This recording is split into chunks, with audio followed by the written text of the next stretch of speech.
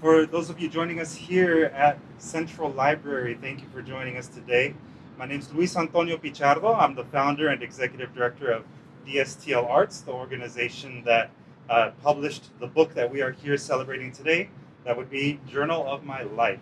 We have some of our readers here, some of the people that contributed to this book, to basically tell us their story. But before we do that, I would just like to say, again, thank you to the LA Public Library and specifically the Adult Literacy Program and, the wonderful people that make this program happen. To talk a little bit more about the program and to give you some background on what it is that they do, I give to you Abel Santillanes. Thank you.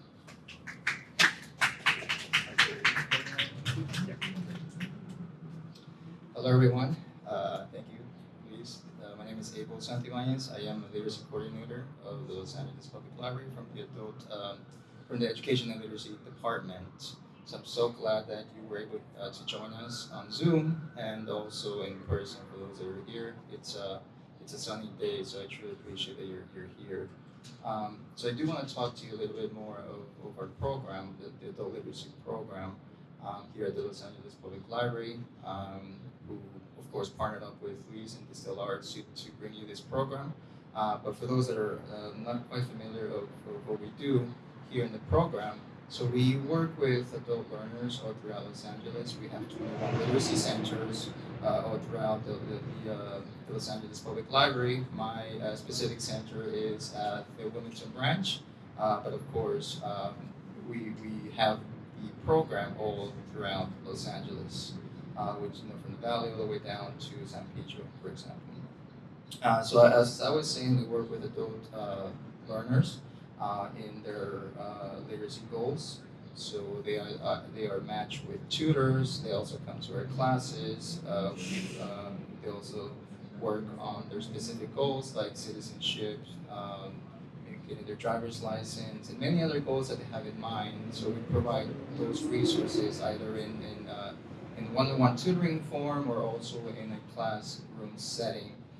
During the pandemic, we had to do a little bit of changes, as for those that are joining through Zoom might be aware of.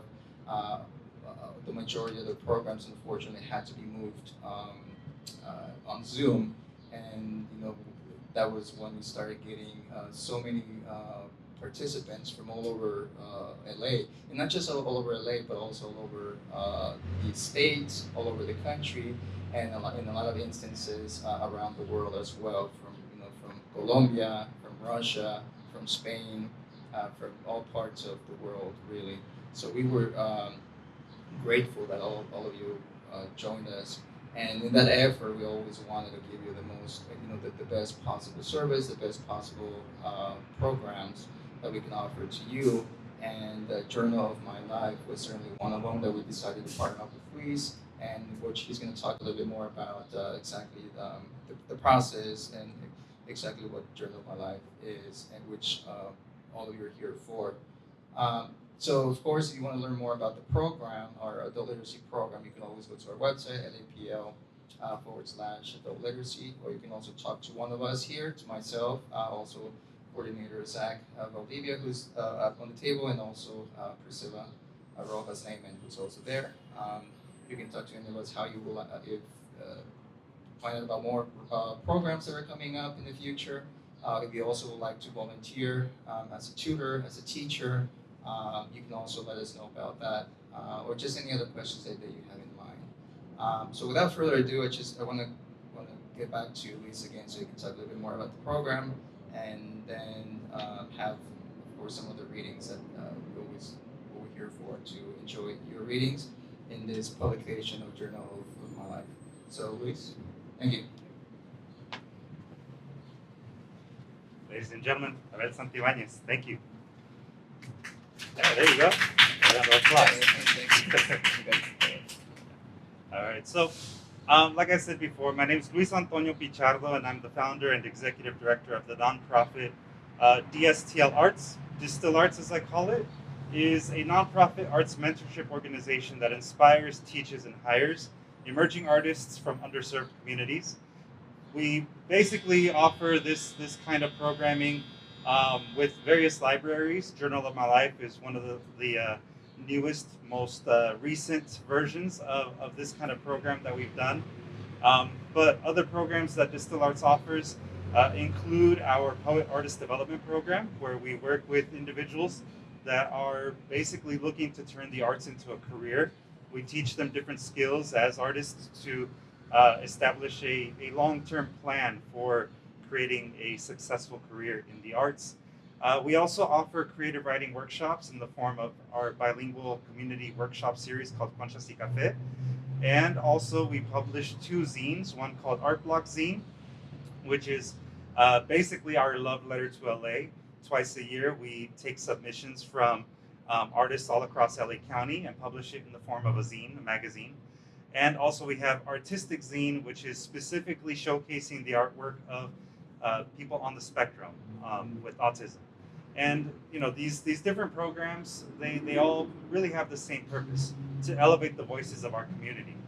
Journal of My Life, like I said, is one of the different or most recent versions of this particular program, where we provide workshops to the community in partnership with other community-based organizations. These fall under our Creative Impact program.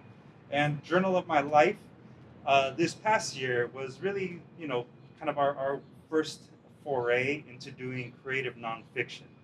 Creative nonfiction, for those that aren't familiar, is a type of writing where really you're writing about your personal experiences, but done in a way that is really more focused on the telling of the story as opposed to just telling of the facts.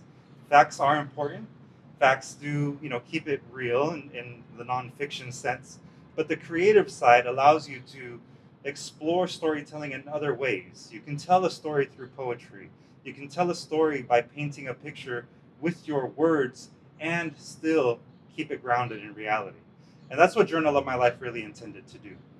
This was done in 3 phases. We did the first phase, which was a 6-week series called Journal of My Past, or Journal of My Youth, where we focused on events in our past, things that influence our, behaviors today. Then we focused on the Journal of My Now, the second series of 6-week sessions. And Journal of My Now was really focusing more on, the ways in which we are exploring the present and preparing for the future. With the last series offered earlier this year, focusing on the Journal of My Future, where people wrote their stories and thinking about what their next steps would be in life, what their next season is going to be.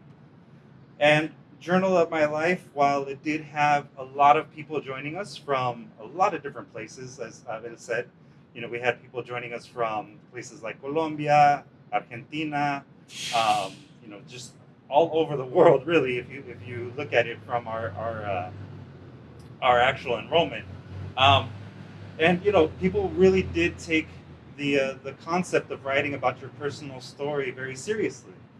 Fortunately, we did have enough content to create a book. Everyone that participated did do some form of writing. And unfortunately, not everyone felt like they wanted to actually have their work published, but we're very lucky to have people who did submit work and to have a book here to present to you. And we are going to be listening today to a few of those people who actually submitted work to be published. Before we get into the readings from the book itself, I'd like to just read for you the preface that I wrote specifically for this book. The unique experiences we carry inside of each of us act as a tapestry of history, external and personal. The history of the world informs our cultures, our social norms, and our individual trajectory within this world. Meanwhile, our personal histories act as a lens through which we perceive our past, present, and future. When world history and our personal history combine through introspection, we are often given the gift of insight, and in some instances, the blanket of inspiration. In my short time on this earth, I have had the benefit of observing how world history shapes various cultures. And my personal history has reinforced many of the observations I've had from studying human history. One such observation is the powerful impact of sharing personal stories with the world. They provide a context to various elements of our lives, our community, our humanity. Storytelling is a universal human trait that we must celebrate and honor, especially when it relates to the honest depiction of everyday life within communities that are rarely understood or highlighted in popular media. Journal of My Life, aside from being the title of this anthology, was a series of creative nonfiction writing workshops offered in partnership with the Los Angeles Public Library's Adult Literacy Program during the fall of 2021 into the early months of 2022. The purpose of this workshop series was precisely what I described before, to celebrate and honor the universal human trait of storytelling. Specifically, this series was designed to reinforce the skills adult learners were developing in the English language, and it was designed to empower them through the celebration of their individual stories. Speaking for myself, I know that writing personal histories can be difficult at times, and even more so when it is in a language that is not your home language. It can be an emotional, psychologically difficult, but cathartic experience. The experience, however, reinforces the fact that we are all human, and we all belong to the same human family. In this collection, we have the privilege of experiencing the written reflections and introspections of authors finding their voice, in some cases, for the very first time. In this anthology, we gain a new layer to our human history. World history is truly a tapestry of the personal and external histories we share. With these latest additions to the tapestry of humankind, we now have a better understanding of what it means to experience life, love, insecurity, and tradition. We are presented, at times, with a very honest understanding of our limitations, our fears, and our realizations that we simply are who we are. And I am proud to call each one of our contributors my relatives in our shared human story. Now, reader and audience member, I invite you to share in the embrace of our human tapestry, and I encourage you to find warmth in the blanket of inspiration to further add to the tapestry of human history in your future. Thank you. So, with that said, for our readers, I'd like to basically, give them an opportunity to read from the book, maybe share a couple of words about, your process in developing your writing that is shared here. And we're going to go in the order of how they appear in the book. So, and I know we have a few of you here today, and we'll get started off first with a person that I'm actually very proud to say not only was an excellent student and participant in our program here, but is now also working with me through our Poet Artist Development Program to create her own chapbook of poetry. I present to you Mojde Amini.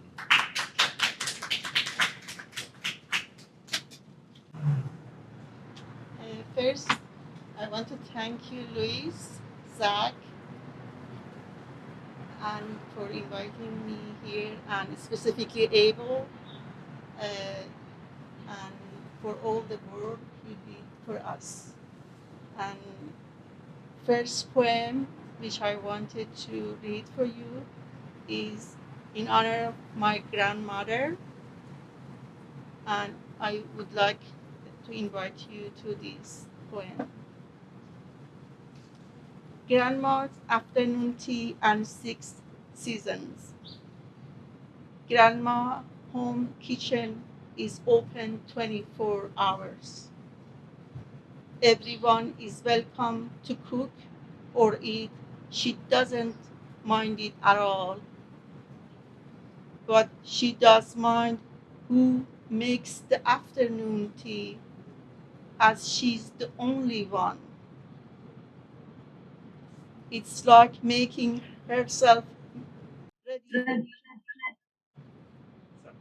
ready to pray, but not to the one to the sky.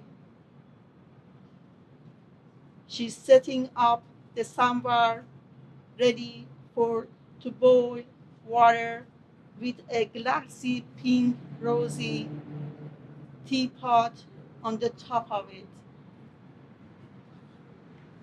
She waits until the teapots warm up, as long as it needs time to add 1 pinch of loose tea.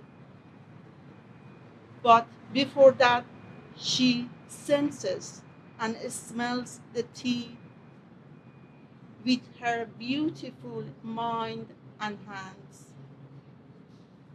Then, with no strainer, she pours the tea into the cup slowly while smiling. Now, Grandma's afternoon tea is ready to be shared and served with everyone with joy and kindness. Grandma's home afternoon tea is ready for everyone. Grandma's home kitchen is open 24 hours and she doesn't mind it at all. Thank you. The next poem I read for you is the honor of all the people which they are not with us today. The next season of my life without you. Days, months, and years have come and gone without you. Each moment of those time has not been the same without you. The beauty of 4 seasons, from the blossom of flowers to the shine of sun and the magnificent color of rainbow and sunbow, have not been the same without you. Do you remember when I met you last night in my dream? You smiled and looked at me with your dearest shiny eyes and told me, smile and chin up. The warmth melted my icy and frozen heart. Since you have gone and I did not have any chance to be with you during your last moments.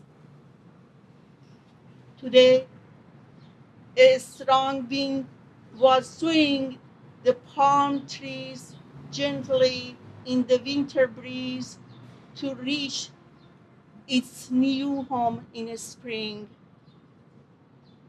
At night's sunset, my mind was flying with the wind without any dots and cuts to reach to next season.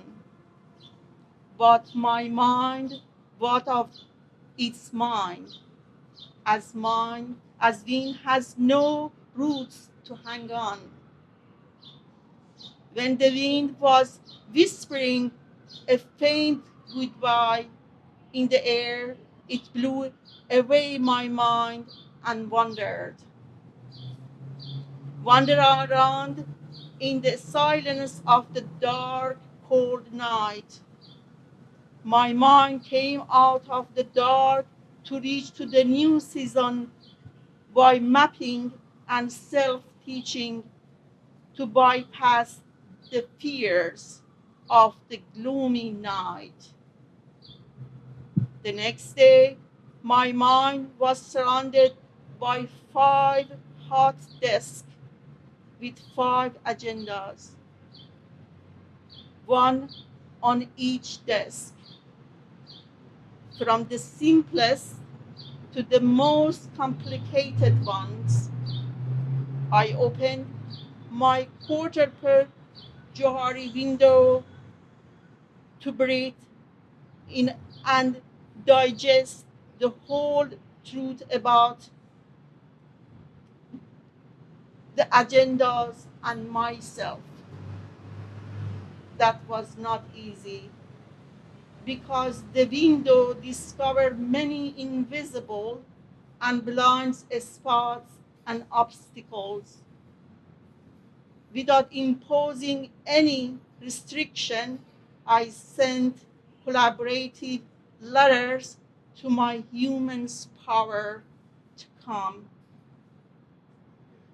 to come together with their strengths and weakness, as all were interconnected and interdependent. The next season of my life is in progress without you, but you are in my mind always. Thank you. Thanks. Ladies and gentlemen, Mojde Amini. Give her another big round of applause. Yes. Thank you. All right. Now, and like I said, Mojde, I'm very proud to have her also joining us in our Conchas y Cafe programs as well as the Poet Artist Development Program. I'm very much looking forward to reading your book of poetry when we're ready to publish it. Now, up next in our table of contents, and actually on Zoom, we have Sarah Erten. And I want to thank you, Luis, and to this great group, and also Los Angeles Public Library for this great opportunity. This is a great opportunity for us to express our feelings in English. So thank you so much. And my story. My high school period was spent in a crowded neighborhood of a very green city in Turkey. I was a forced permanent guest in the city I couldn't love. I always felt like a guest in the city. When we moved to this city from where I was born and grew up, I could not warm up to it.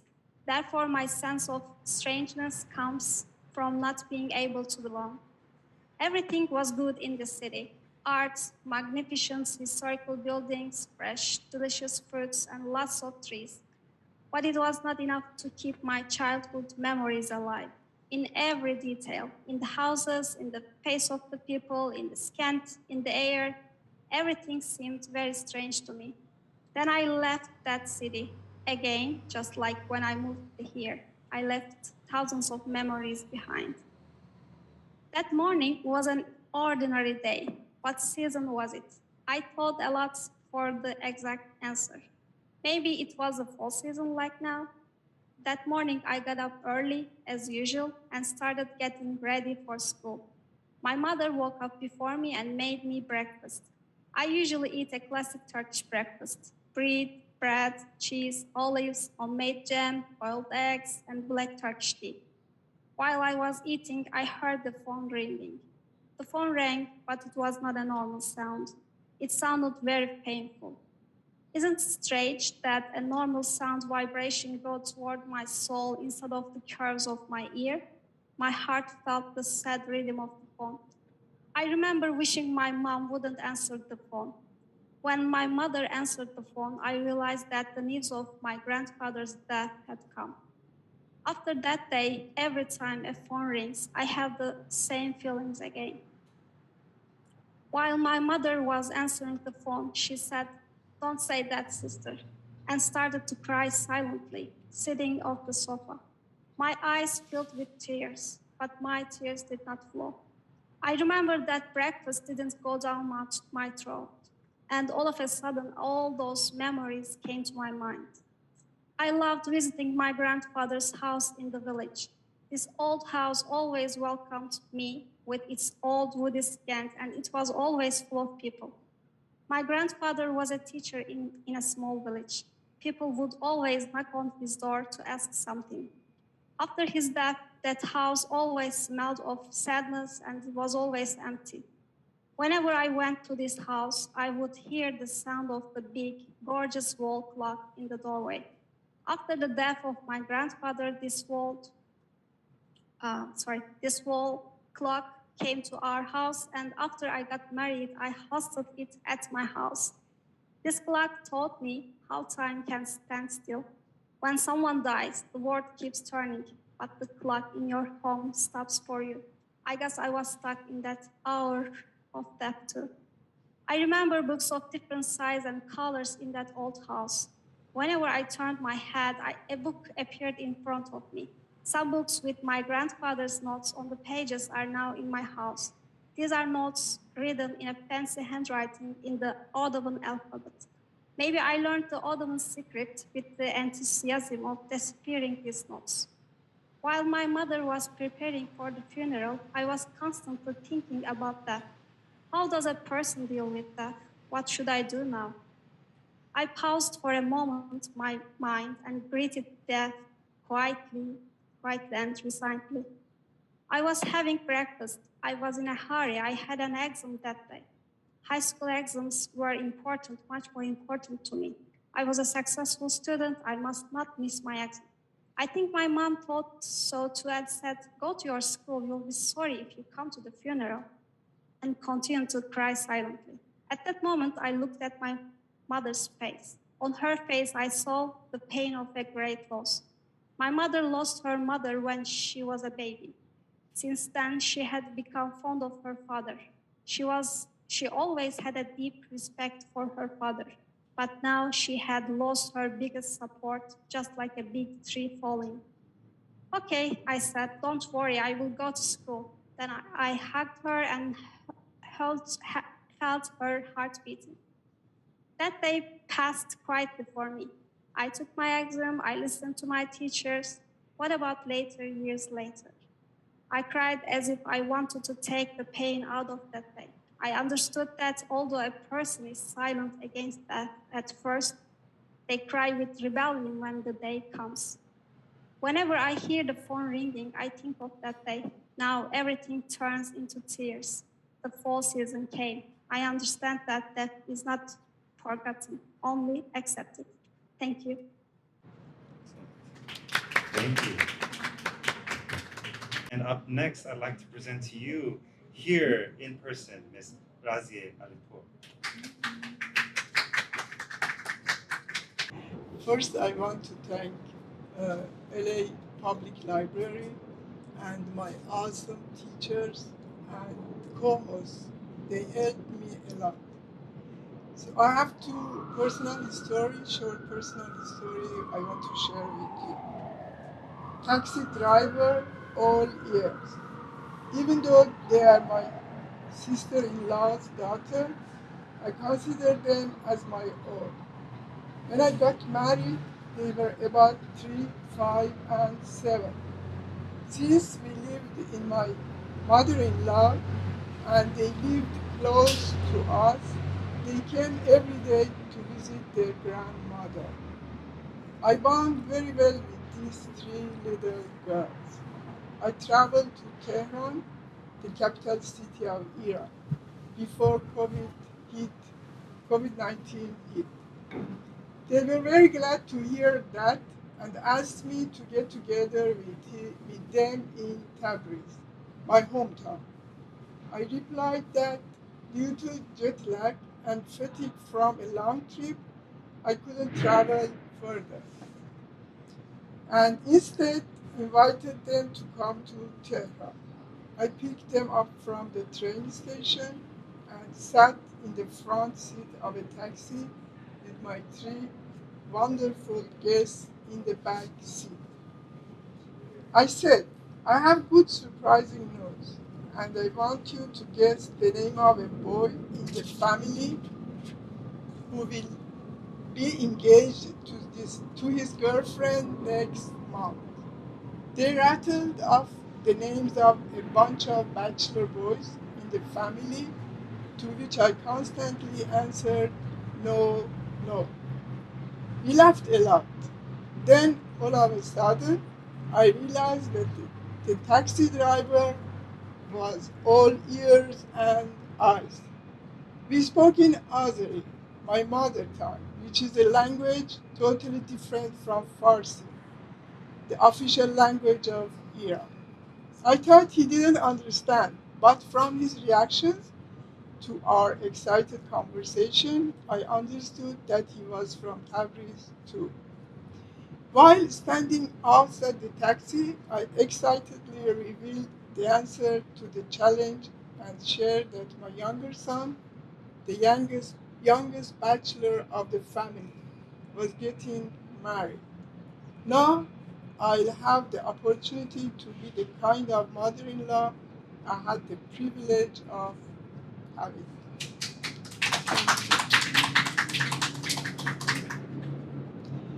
And the second one is, oh my God, what a great gift I bought. This famous sentence has been spread among my siblings, friends, and cousins for almost 40 years. It started the day after my son Human's sixth birthday party. I was very busy doing the chores that 15 children had left for me from the previous night. Someone knocked on the door. It was Amir, our neighbor's son, and the woman's best friend. Good morning, he said. Good morning, how are you, my dear? Woman is not home, I said. He headed up toward the room where we had celebrated the party. He clearly didn't hear my words, and once inside, he started playing with the presents that I had gathered in a corner. While I was removing the birthday decorations from the wall, I barely hear him whispering, "Oh my God, what a great gift I have brought." From that day on, when an individual unwraps a present, the one who brought it shouts, "What a great gift I have brought." And that's how a family tradition got started.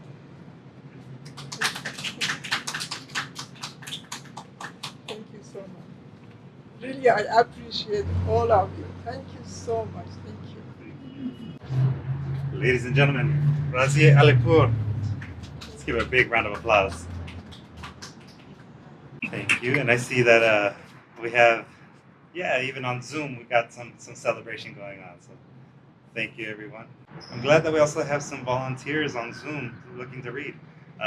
We'll let our volunteers from Zoom read after our reader.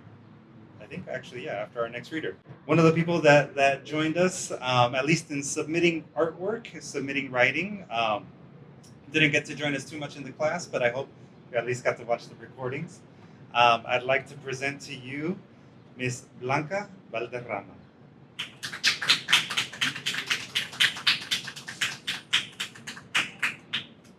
Good afternoon to everyone, and thank you for giving me this opportunity to be here, and especially to Luis Antonio Pichardo and Mr. Ralph. Thank you so much. Um, Making ceviche past and present. When I was a little girl in Peru, I helped my mother make ceviche by washing and cutting the lemons. We didn't have an electrical juicer, so I cut and squish them by hand. It's better that way because an electric juicer sometimes brings the peel into the juice, making it not taste as good.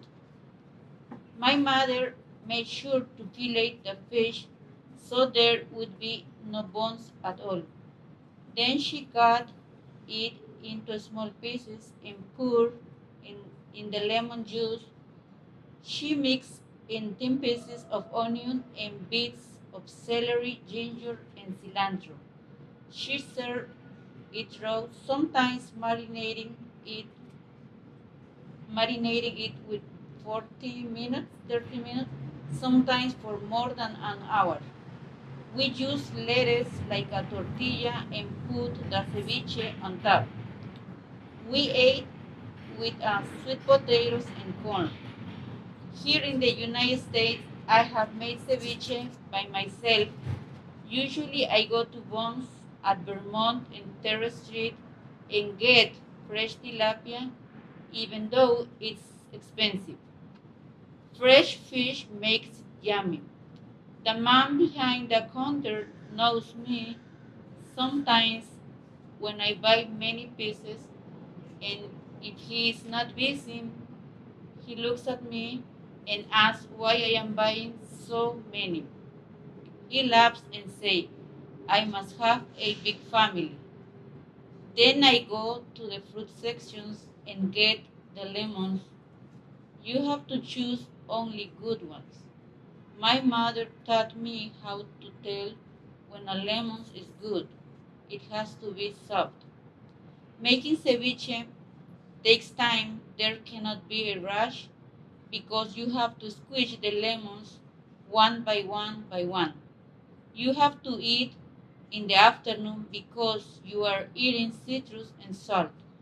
Summertime is good to eat when the weather is hot and the ceviche is fresh.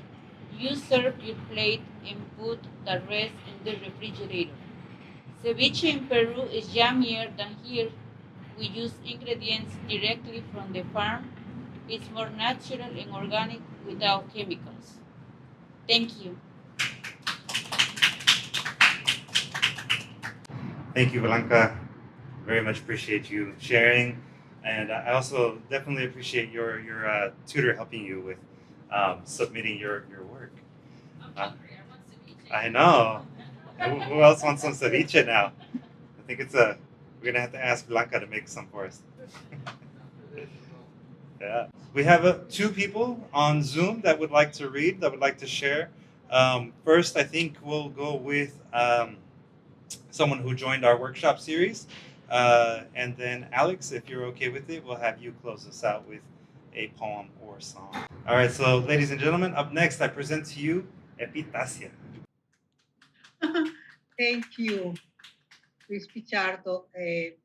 I want to thank you also because the opportunity that you give us to learning writing. So short article, but it was great for me. My article, the title is My First Communion. One of my most valuable memories that I had from my childhood is the day that I did my first communion in my hometown, Popayán City. Popayán City is located in Colombia. I do not remember exactly how old I was at that time, but I remember very well when my primary school teacher held the meeting to inform to my parents about that day. I felt so happy. Some weeks later, the school started Catholic preparation for the First Communion Day. Also, from that day, for several weeks, I read about that special day that was to come to my life. One day, my foster mother took me to the dressmaker house to make my first communion dress. We got ready for other items for that special day as well. I remember that when I did my first communion, the night before, I could not sleep very well because I was full of excitement and enthusiasm to wear my beautiful dress and my new white shoes to attend the Mass and receive to Christ in communion water. In Spanish, the communion water is called la hostia. After the ceremony, we left the church and we went to have lunch. I was very happy. In the afternoon, my relatives visited me. They brought me many gifts. At that time, the ideal gifts were fabrics to have and new dresses. At the end of the day, I was full of happiness and a little tired of all those activities of the day. When I did my first communion, everything was simple and familiar. Something very common for this special day was to bake a variety of small sweet cookies. My mom did the cookies. Later, those cookies were decorated with beautiful color figurines Then they were placed into a flower-shaped basket made of the paper napkin to be offered to the guests during the gardening on the day of my first communion. These cookies were called colaciones para primera comunión, snack for the first communion day. Wow, chewy cookies. I always have been very grateful to my adoptive parents who did their best for my birthday. Thank you very much. Thank you. Yeah, thank you very much for sharing. And unfortunately, Epi didn't get her work prepared for the book, so it's not in the book. But I very much appreciate you sharing, Epi. So Okay, thank you very much. all right, and yeah, from Colombia, desde Colombia. Yes, from Colombia. All right, and to finish us off, we have actually someone that has submitted before to both Artistic Zine and Art Block Zine, a regular contributor to other DSTL Arts publications. I present to you Alex Andy Fong, Alex the poet. Yes, thank you, Louis. And I put the poem in the chat for your own references. And I actually came up with the idea of this poem after Coda won Best Picture at the Academy Awards, but we're not going to talk about the slap because it's not about the slap, okay? So we're going to talk about celebrating people like Marley Matlin from Children for Lesser God. Thank you. Humane humanity, transformation from a mermaid to a woman, celebrating the power of body language and ASL. Sign language made Marley Matlin understandable. Please do try to surmount the insurmountable. Because of Helen Keller could leave a legacy from the help of a miracle worker, then work to create future miracles for the love of humane humanity. Thank you. This is called The Pursuit of All Things. Running throughout the earth, the pursuit of happiness begun at the birth of America, and yet while desire for the undesirable appears detrimental, it is still possible to cope with the impossible by acknowledging reality rather than living in fear, for this moment really is here until all things end without worrying about the end. Thank you. Thank you, ladies and gentlemen, Alex Andy Fong. All right. And I believe that closes us out. Yes, there you go. Big round of applause. All right. So thank you, everyone. I really appreciate those of you that joined us both on Zoom and here in person. I really hope that you learned something new about your compatriots, your comrades here in writing. I know that I really did enjoy reading everyone's work, and it was a privilege and a pleasure to work with not just you, but also the staff here at the LA Public Library, Zach and Abel. This wouldn't have happened without your help. Also to the people that weren't able to join us here today, hopefully they're able to enjoy your readings in the future on YouTube. So thank you again, everyone. I hope you all have a great rest of your day. And, this is I think a great way to end National Poetry Month. So I command you, go out, write some poetry, and enjoy yourselves. Take care, everyone. Thank you very much. Thank you very much. Thank you. Thank you. Thank you, all people too. Bye, everyone. Have a great day. Bye. Bye. Bye.